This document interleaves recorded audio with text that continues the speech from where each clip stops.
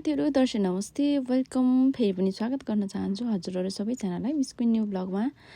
अनि कहाँदेखि हेर्दै हुनुहुन्छ के गर्दै हुनुहुन्छ साथीहरु प्लिज कमेन्ट गर्नु होला भनेर भन्न चाहन्छु। र न्यू डे न्यू ब्लग लिएर फेरि पनि आइसकेको छु म चाहिँ हजुरहरुको मिस क्वीन। भिडियोलाई अन्तिमसम्म हेरेर साथ दिनु होला भनेर भन्न चाहन्छु। आज चाहिँ मैले एकदमै काठमाडौँको मुटुमा रहेको एकदमै रमणीय स्थलको भिडियो लिएर आएकी छु। यो भिडियो हेरिसकेपछि हजुरहरुलाई पक्कै पनि लाग्न सक्छ वाउ एक पटक त म यो ठाउँमा जानै पर्छ भनेर। र यो रहेको छ काठमाडौँको एकदमै मुटुमा रहेको छ जुन हो कमल पोखरी। हजुरहरुले कति जनाले गेस गरिसक्नु भयो होला साथीहरु। म जाँदै छु कमल पोखरी तर्फ। अहिले चाहिँ बाटोमा छु। प्लिज सबैजनाले अन्तिमसम्म हेरिदिनु होला र यो च्यानललाई सब्स्क्राइब गर्नुभएको छैन भने प्लिज सब्स्क्राइब गरेर बेल आइकन अल मा थिचिदिनु होला भनेर भन्न चाहन्छु। र अब भने हजुरहरुलाई सरासर भिडियोतर्फ लैजाँदै छु है त। सिलिया चप्पल सिलाउन दिन थालेको साथीहरु। डिक्कीमा छुट्टेको चप्पल बोकेर हिँडिरहेको थिएँ। ठ्याक्क सिलाउने ठाउँ भेट्यो अनि चप्पल सिलाउन दिन आँटेको। म चाहिँ यति बेला गौशालामा छु है।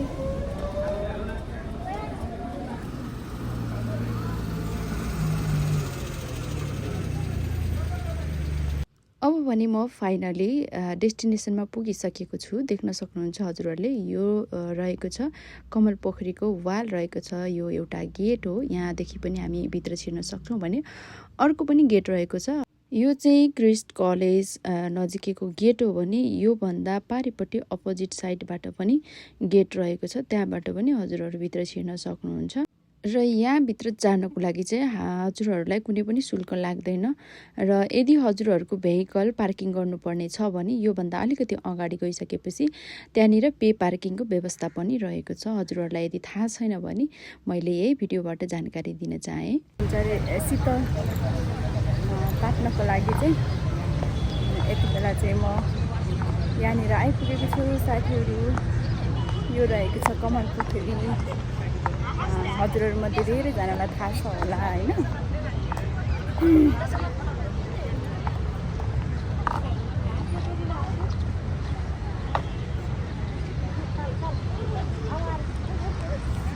शीतल ताप्नेहरु धेरै जना हुनुहुन्छ।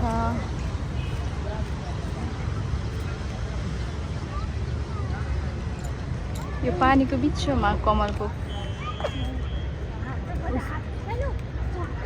बनाउँदै गरेको जस्तो लाग्यो मलाई चाहिँ।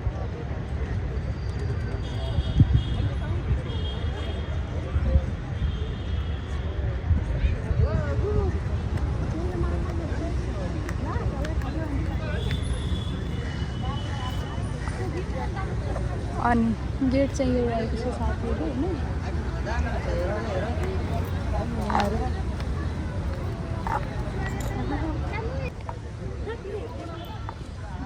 खासमा चाहिँ फुल हेर्नलाई आएको हो।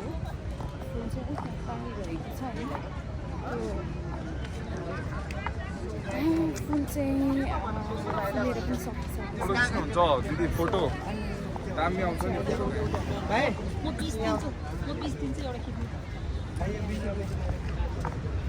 म यो पोखरीको चारैतिरबाट घुम्ने छु साथीहरु।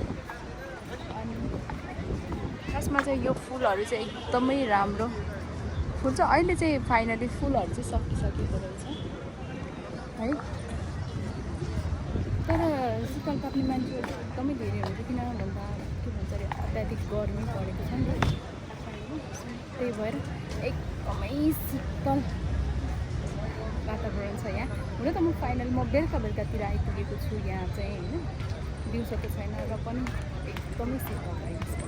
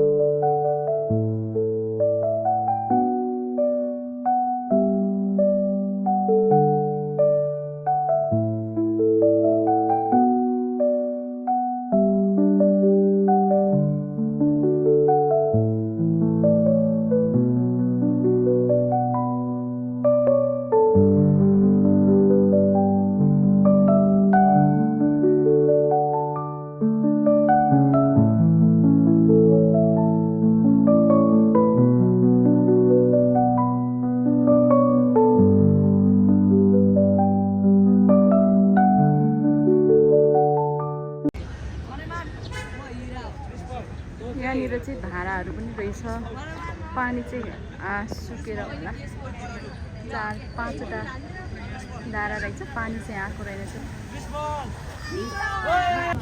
मलाई चाहिँ यस्तो गर्मी भएर हैन पुरा पसिना आइसक्यो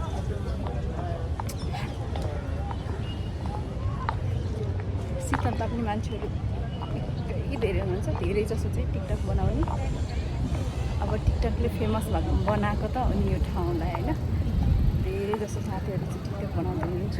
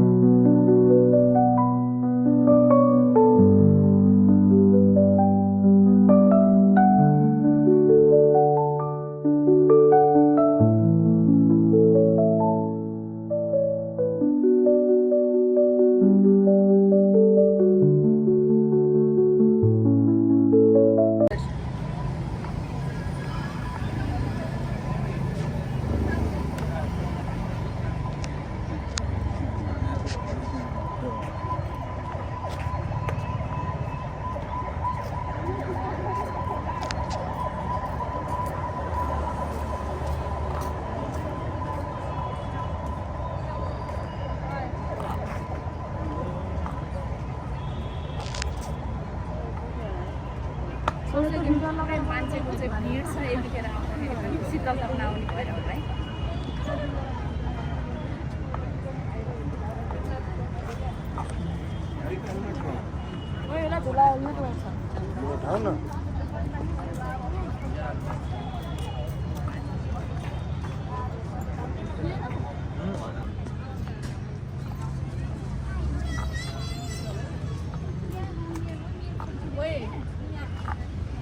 छिटो क्या हातमा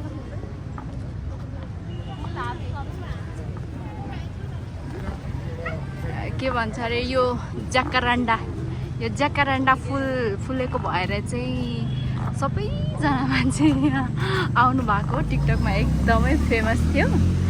अब अहिले चाहिँ जाकारान्डा पनि फुलेर पनि सकिसकेछ, तर शीतल ताप्न चाहिँ मान्छे जहिले पनि आउँछ है।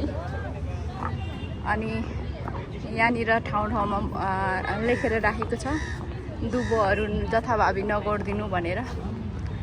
आफै सभ्य हुनु जरुरी छ। सबै ठाउँमा सबै प्रकारको मान्छेहरू हुनुहुन्छ यहाँनिर। बुढाबुढी पनि हुनुहुन्छ, शीतल ताप्न आउनुभएको होला। बुढाबुढीदेखि लिएर आएर कलेज पढ्ने स्टुडेन्टदेखि लिएर आएर धेरै प्रकारको मानिसहरू हुनुहुन्छ।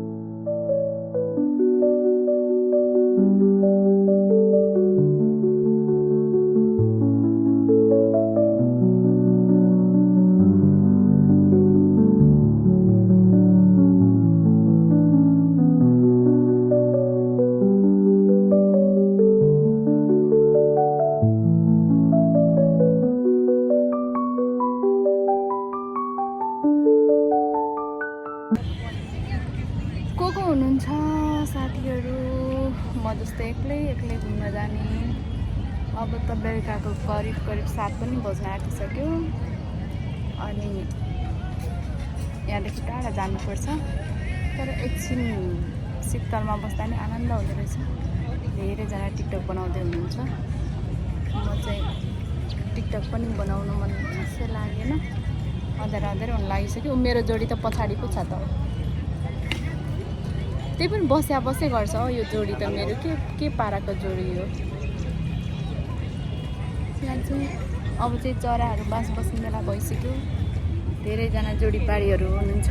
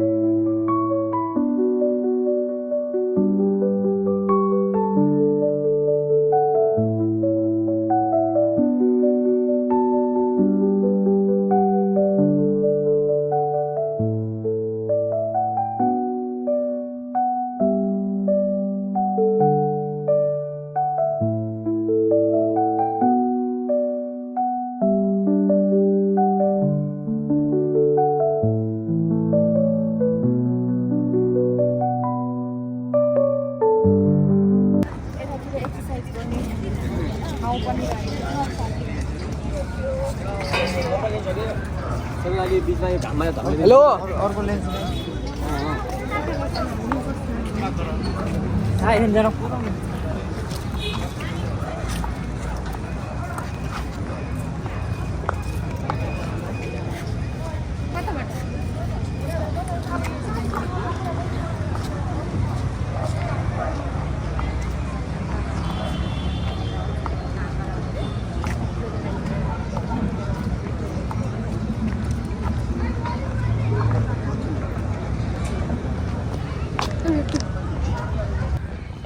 अघि चाहिँ मैले पारीबाट खिचेको थिएँ साथीहरू, अहिले चाहिँ म पारीबाट वारी आइसकेको छु। देख्न सक्नुहुन्छ यहाँनिर कमल पोखरी भनेर पनि लेखिएको रहेछ। यहाँनिर चाहिँ फुल भर्खर रोप्दै रहेछ। यो फुलहरू चाहिँ ठुल्ठुलो भयो भने चाहिँ एकदमै राम्रो हुन्छ होला। अनि यहाँनिर सबैजना क्यामराम्यान मात्रै हुनुहुन्छ, म जस्तै है है है। अनि ल त्यहाँ बिचमा चाहिँ अलिकति बत्ती बोल्दो रहेछ। अनि धेरैजना हुनुहुन्छ, रमाइलो छ। तातो मौसममा हावा खानलाई चाहिँ एकदम ठिक हुँदो रहेछ। भिडियोमा त मैले टन्न देखेको थियो फुलहरू, तर होइन रहेछ, अलिकति मात्र रहेछ पारिपट्टि थोरै। सो हावा खानलाई चाहिँ आउन सक्नुहुन्छ हजुरहरू पनि।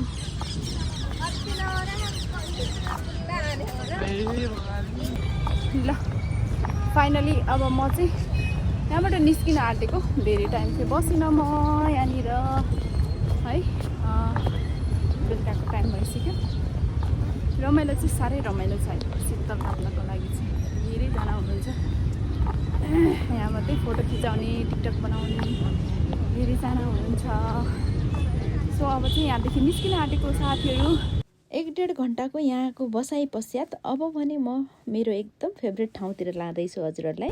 अनि हजुरहरू काठमाडौँमै हुनुहुन्छ र हजुरहरूलाई बाइक पर्छ नजिक हुनुहुन्छ भने हजुरहरू यो ठाउँमा आउन सक्नुहुन्छ।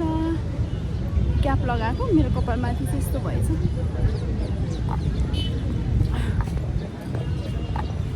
पसिना त अझै आउँदैछ।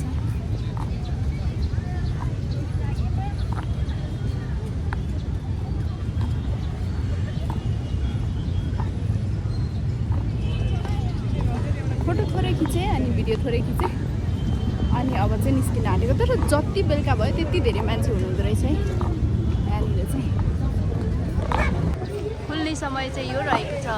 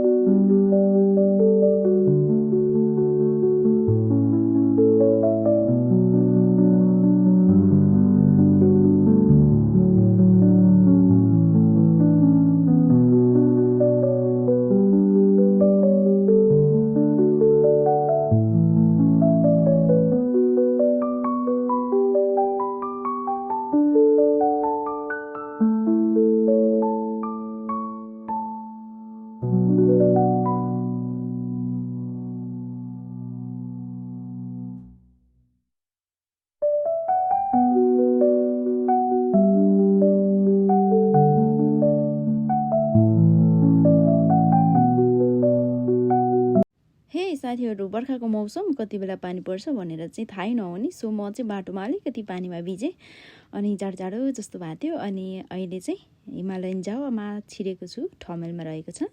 कतिजना साथीहरू हुनुहुन्छ हौ म जस्तो कफी एडिक्ट। म चाहिँ लास्टै कफी मनपर्छ है। बरु एक छा खाना नखा भन्नुहुन्छ भने चाहिँ बरु म मान्छु, तर कफी नखा भन्यो भने चाहिँ त्यो कुरा चाहिँ मबाट हुनै सक्दैन।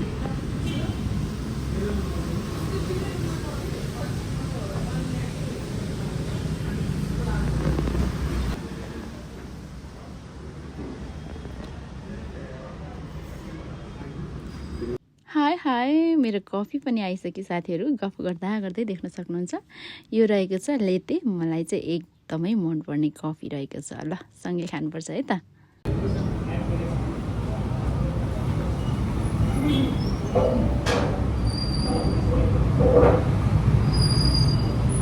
तर पहिला जस्तो नचल्या हो अहिले। छैन नि, बजारै छ यहाँको प्यारमा, कति धेरै भयो बजारै छ। यिनीहरूको मिसिनै यसो उनी लिएर आएर यहीँ उ गर्छ, मिसिनै लिएर आएर यहीँ छानेर यहीँ कफी बनाउँछ। यिनीहरूको अन्त नेपाली हिमालयन कफी भने चाहिँ यो नेपाली कफी नै हो। ठमेल चाहिँ न दिउँसो न राति मान्छे सधैँ हिँडिराख्ने एकदमै सराबरी। यो चाहिँ मैले हजुरहरूलाई आकाशको सिन देखाइरहेको छु। बाहिरपट्टि पानी परेको थियो, बिजुली चम्केको, रमाइलो लागेर।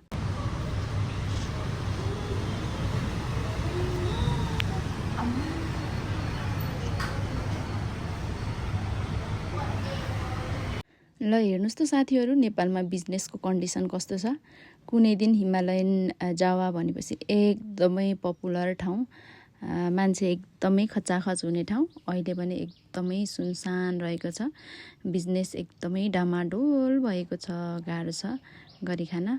सुरुदेखि अहिलेसम्म भिडियो हेरेर साथ सपोर्ट गर्नुहुने हजुरहरू सबैजनालाई थ्याङ्क यू सो मच भन्दै फेरि पनि अर्को भ्लगमा भेट्ने बाचाका साथ अहिलेको लागि बाई बाई।